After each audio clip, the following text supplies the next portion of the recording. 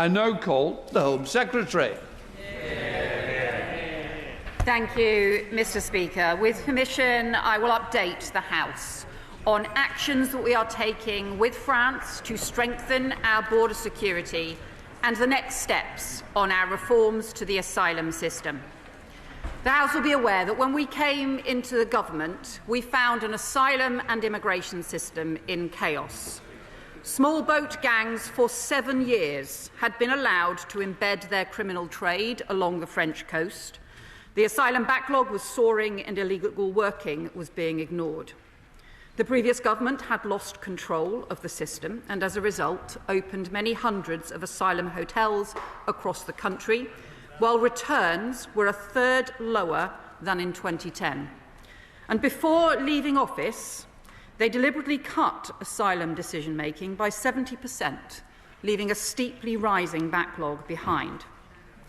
It is little wonder that people right across the country lost confidence in the system and demanded to know why they were paying the price of a system that was so out of control.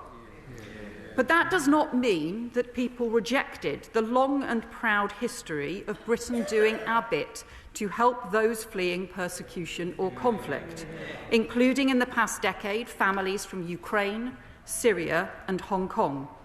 Because it is the British way to do our bit alongside other countries to help those who need sanctuary, but the system has to be controlled and managed based on fair and properly enforced rules, not chaos and exploitation driven by criminal smuggler gangs. And it is exactly because of our important tradition that substantial reforms are needed now. In our first year in government, we've taken immediate action, laying the foundations for more fundamental reform. We have restored asylum decision-making and then rapidly increased the rate of decisions. Had we continued with the previous government's freeze on asylum decisions, thousands more people would have been in hotels and asylum accommodation by now. Instead, we removed 35,000 people with no right to be here, including a 28% increase in returns of failed asylum seekers and a 14% increase in removals of foreign criminals. We've increased raids and arrests on illegal working by 50%, and we cut the annual hotel bill by almost £1 billion in the last financial year. We are rolling out digital ID and biometric kits so immigration enforcement can check on the spot whether someone has a right to work or a right to be in the UK. And on channel crossings and organised immigration crime, we are putting in place new powers, new structures and new international agreements to help dismantle the criminal industry behind the boats.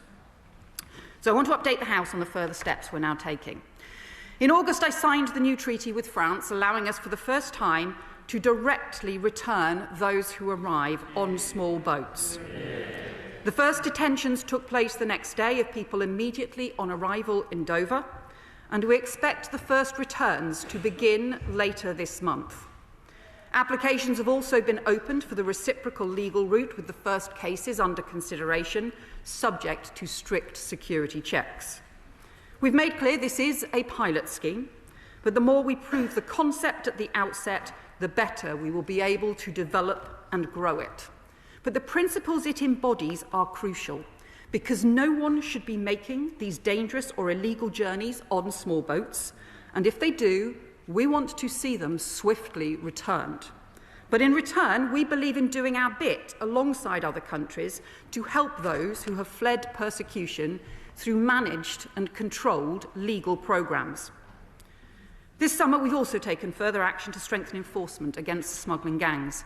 France has reviewed its maritime approach to allow for the interception of taxi boats in French waters, and we will continue to work with them to implement this change as soon as possible. In the last year, the National Crime Agency has led 347 disruptions of immigration crime networks, their highest level on record, and a 40% increase in a year. Over the summer, we announced a £100 million uplift in funding for border security and up to 300 more personnel in the National Crime Agency focusing on targeting the smuggler gangs. And the border security bill will give them stronger powers counter-terrorism powers against smuggler gangs, powers to seize and download mobile phones of small boat arrivals, and the power to ban sex offenders from the asylum system altogether. Mr. Speaker, if opposition parties work with us to speed passage through the other place instead of opposing the bill, those powers could be in place within months, making our country safer and more secure. Let me turn now to the major reforms that are needed to fix the broken asylum system that we inherited. Although we have increased decision-making and increased returns, the overall system remains sclerotic, outdated and unfair. So as we committed in the Immigration White Paper, we will shortly set out more radical reforms to modernise the asylum system and to boost our border security, tackling the pull factors, strengthening enforcement, making sure people are treated fairly, reforming the way that the ECHR is interpreted here at home, speeding up the system, cutting numbers and ending the use of hotels, and developing controlled and managed routes for genuine refugees. At the heart of these reforms will be a complete overhaul of the appeals system, the biggest obstacle to reducing the size of the asylum system and to ending hotel use. Because tens of thousands of people in asylum accommodation are currently waiting for appeals, and under the current system that figure is to grow, with an average wait time already of 54 weeks. So we have already funded thousands of additional sitting days this year, and the Border Security Bill will introduce a statutory timeframe of 24 weeks, but we need to go further. So we will introduce a new independent body to deal with immigration and asylum appeals, fully independent of government, staffed by professionally trained adjudicators with safeguards to ensure high standards, but able to surge capacity as needed to accelerate and prioritise cases, alongside new procedures to tackle repeat applications and unnecessary delays.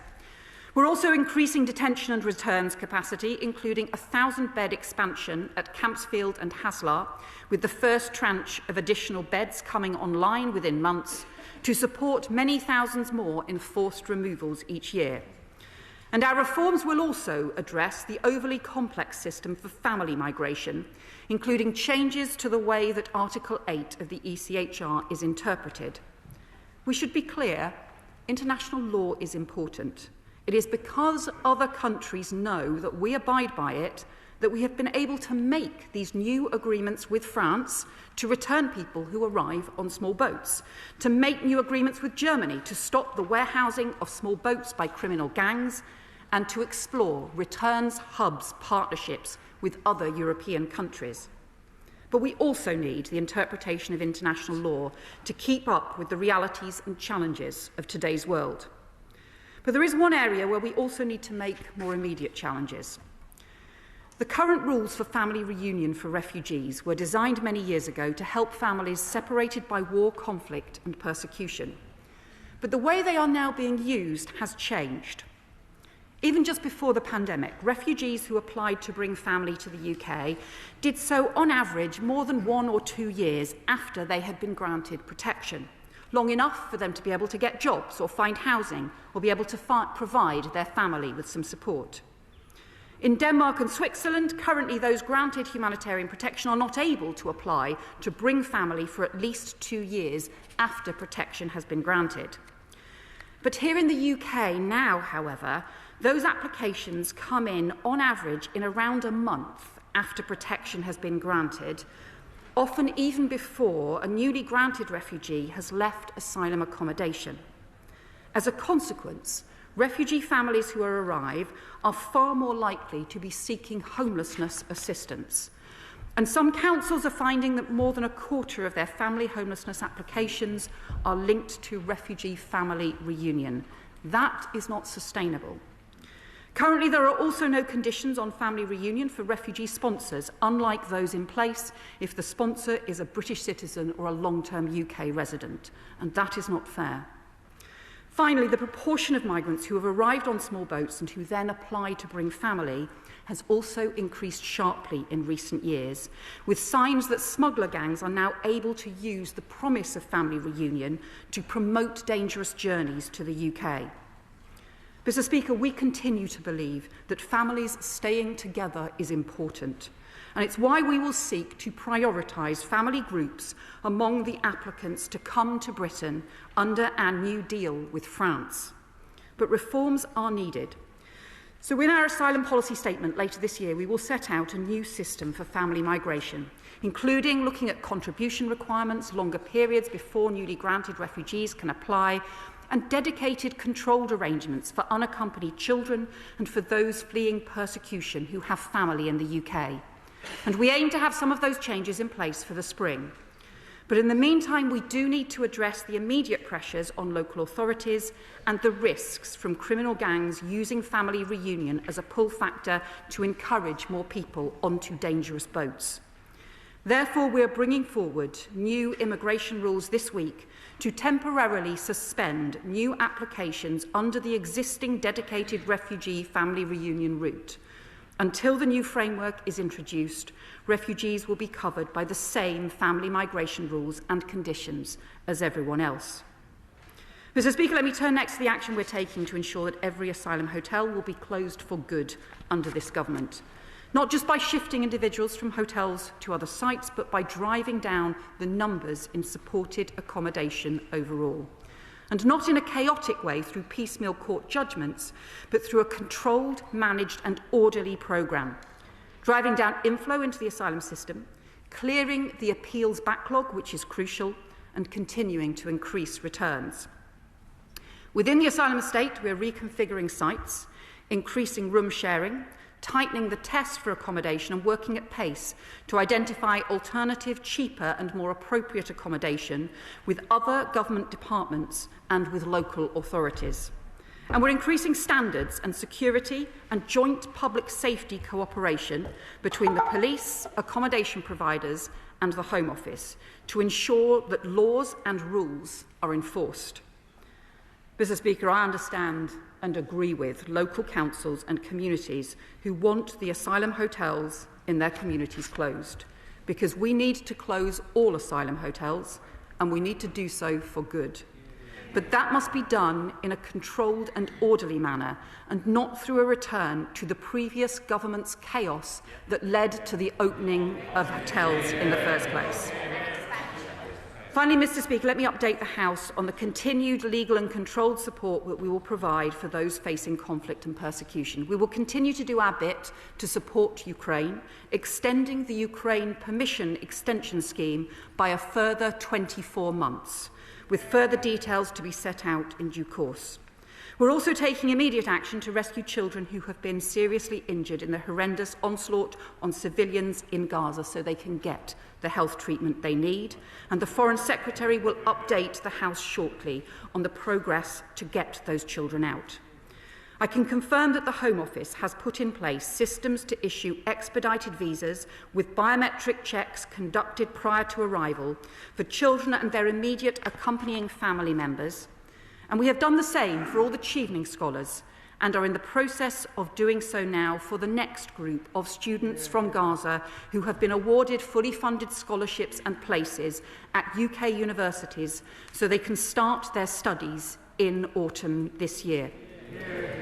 And later this year, we will set out plans to establish a permanent framework for refugee students to come study in the UK so we can help more talented young people fleeing war and persecution to find a better future, alongside capped and managed ways for refugees to work here in the UK. Mr. Speaker, this government is determined to fix every aspect of the broken system we inherited and to restore the confidence of the British people. Solving problems, not exploiting them. A serious and comprehensive plan, not fantasy claims based on sums that don't add up or gimmicks that failed in the past. What we will never do is seek to stir up chaos, division or hate, because that is not who we are as a country, and that is not what Britain stands for. A practical plan to strengthen our border security, to fix the asylum chaos and to rebuild confidence in an asylum and immigration system that serves our national interest, protects our national security and reflects our national values. Because when we wave the Union flag, when we wave the St George's flag, when we sing God Save the King and celebrate everything that is great about Britain and about our country. We do so with pride because of the values that our flags, our king and our country represent. Togetherness, fairness and decency, respect for each other, respect for the rule of law. That is what our country stands for. That is the British way to fix the problems we face, and I commend this statement to the House. Shadow Home Secretary Chris Philp. Thank you, Mr. Speaker, and I thank the Home Secretary for advance sight of her statement. The government has now been in office for well over a year. And I think, I think it's fair to say not even their kindest friends would say they think it has gone very well. But listening to her statement, it sounds like she thinks everything is fine, and if there are any problems, it's all somehow somebody else's fault. Is she living in a parallel universe? After over a year in office, she must now take responsibility for what is happening under this government. Now, it's very interesting during her statement, Mr. Speaker, to notice she did not mention her favourite phrase from a year or so ago, that she was going to smash the gangs. I wonder why she was so silent on her previously favourite catchphrase. Well, the answer is it's not going very well. Now, she mentions National Crime Agency disruptions. Let me gently point out that 84% of those National Crime Agency disruptions that she cited a few minutes ago are classified as not being high impact. And if you look at National Crime Agency arrests for organised immigration crime, they actually went down by 16% in the last financial year, hardly smashing the gangs. And in fact, the NCA's arrests for organised immigration crime in that financial year were only 26, a drop in the ocean compared to the tens of thousands crossing the Channel. Now, Mr. Speaker, it was also rather conspicuous that the Home Secretary did not mention at all, not even a word, about the numbers illegally crossing the English Channel. Now, I wonder why that was. I wonder why she forgot to say a single word about that. Well, the reason, I'm afraid, is pretty clear. Because far from smashing the gangs, so far this year, 29,000, to be precise, 29,003 illegal immigrants have crossed the English Channel. That is the worst year in history, and it is up by 38% compared to last year. That is not success, it is failure. Things are not getting any better, they are getting worse. This government is failing, and everyone can see it. That is why there are protests up and down the country, and where those protests are peaceful, I support them. That is why, this is a shocking figure, 75%, let this sink in, 75% of the public think the government is handling immigration and asylum badly. 75%. Now, let me turn to hotels. Now, in the 9 months before the last general election, 200 hotels were closed down, including the Bell Hotel in Epping. But since 200 hotels closed down, but since the election, the numbers in asylum hotels have actually gone up by 8%. Now, had that previous trend of closures continued, today there would be no asylum hotels open at all. But I asked the Home Secretary to confirm this. Will she confirm that she will not reduce hotel usage simply by shunting asylum seekers from hotels and into flats and HMOs, which are desperately needed by young people? Will she give the House that categoric assurance? Now, Mr. Speaker, last week, the Home Secretary's lawyers said that the rights of illegal immigrants are more important than the rights of local people in places like Epping. And when this was expressly put in those terms to the Education Secretary yesterday on the Trevor Phillips programme, in those words, she shamefully agreed. Those statements are a disgrace. Does the Home Secretary realise how angry that makes people feel? It speaks of a government not on the side of the people in this country. It means the government appears to care more about the rights of illegal immigrants than our own citizens. So will she apologise for what her lawyers and the Education Secretary said? And will she undertake that ministers and their lawyers will never say that again? Now, Mr. Speaker, the Home Secretary talks about her returns deal with France. Now, it has been reported that it will only return about 50 people a week, amounting to 6% of arrivals. Does she accept that allowing 94% of illegal arrivals to stay will act as no deterrent at all? Does she accept that?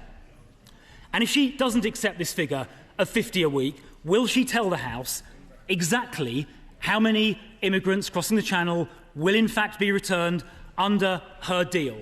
Now, she may recall that back in July, we were told by the government that the first returns would happen within weeks. That was back in July. Will she confirm to the House that the number who have actually been returned so far is precisely 0?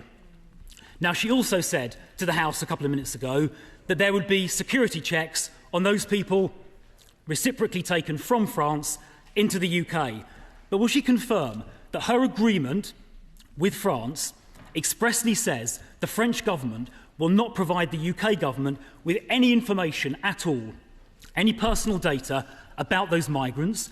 So if there are criminal convictions, if there are suspicions about extremism or terrorism, the French government will not provide information to us. And if that is true, as her agreement says, how can she possibly conduct security checks? Now, Mr. Speaker, the Home Secretary talked about tweaks to family visa rules. Let me be clear about the opposition's position on this. If someone enters this country illegally, they should not be allowed to bring in any family members. In fact, everybody entering this country illegally should be immediately removed to their country of origin, if possible, and if not possible, to a safe third country such as Rwanda, a scheme which she cancelled just days before it was due to start. The public expects that approach. The public expects that approach, an approach which she cancelled, because the numbers crossing the Channel so far this year have been the worst ever, the worst in history. And it's not just the numbers are high.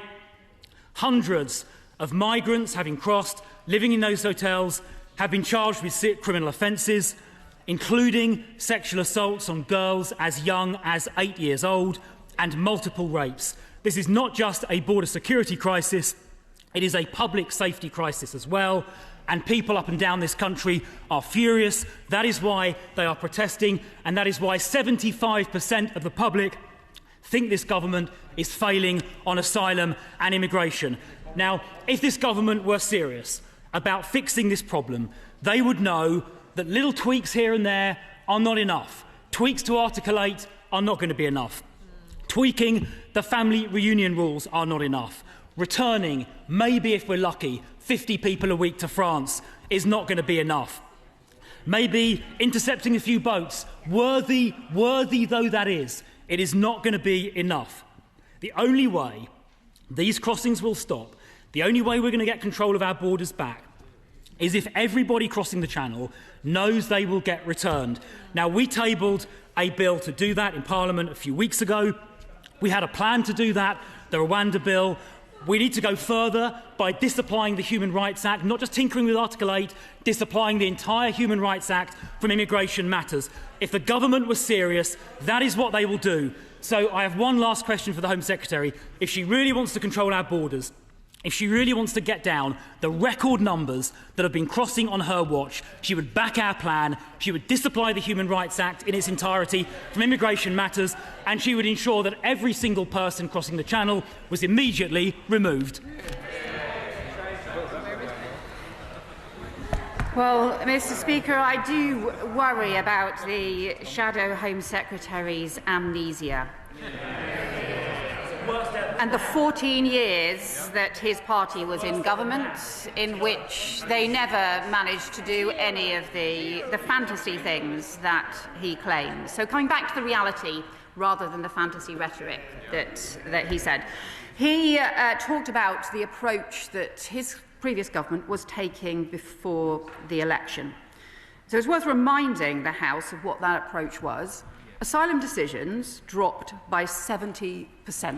They effectively had a freeze on taking asylum decisions, and they were returning those asylum seekers nowhere. Not to France, not to the safe countries that people had passed through, not to Rwanda, despite running the scheme for more than 2 years. Only 4 volunteers went at a cost of £700 million. Their approach left us with a backlog that was soaring. And had we continued with that totally failed approach, not taking asylum decisions, not returning people anywhere, there would have been tens of thousands more people in asylum accommodation, in asylum hotels across the country right now. That is the kind of chaos that his policies were heading towards, and that is the kind of chaos that he is promising again now. The House will remember his personal record, obviously, where small boat arrivals went up tenfold on his watch when he was an immigration minister, and where the less than 1,000 asylum seekers were in hotels by the time he became immigration minister, more than 20,000 by the time that he left. And his new concern for local councils, well, he was the immigration minister who actually wrote to local authorities to tell them he was stopping the requirement for local authorities to agree to accommodation, saying, I have instead authorised providers to identify any suitable properties that they consider appropriate. So, Mr. Speaker, we agree with communities across the country that asylum hotels must all close. And I understand too why councils individually want to take action in their area. But I would say to the Shadow Home Secretary, a party that wants to be in government should have a proper plan for the whole country, not just promote a chaotic approach that ends up making it worse in lots of areas. But that actually is their record. The reason that we have asylum hotels in the first place is because they did no planning. They let Manston chaos get out of control, and both the Shadow Justice Minister, when he was an Immigration Minister, as well as the Shadow Home Secretary, rushed around the country opening hotels instead of taking a practical, steady approach that gets to the heart of the problem, that reduces the asylum system, that strengthens our border security and tackles and reforms the appeals that are causing the huge delays now. And as the final point, Mr. Speaker, this government strongly believes that sex offenders should be banned from the asylum system altogether. That is why we have put those details into the Border Security Bill, a bill that his party has voted against time and again, is still resisting in the House of Lords, a bill which, if opposition parties supported us and worked with us, we could have that law on the statute book. We could have those stronger powers against sex offenders. We could have the stronger powers on counter-terrorism powers to go after criminal gangs. We could have the stronger powers in place to tackle the offences that are being committed in the Channel and across the country as well. The trouble is, what the party opposite is doing in opposition is actually an even worse version of what they did in government, ramping up the rhetoric with policies that would just make the chaos worse. This government will fix the chaos that we inherited and strengthen our border security for the sake of the whole country.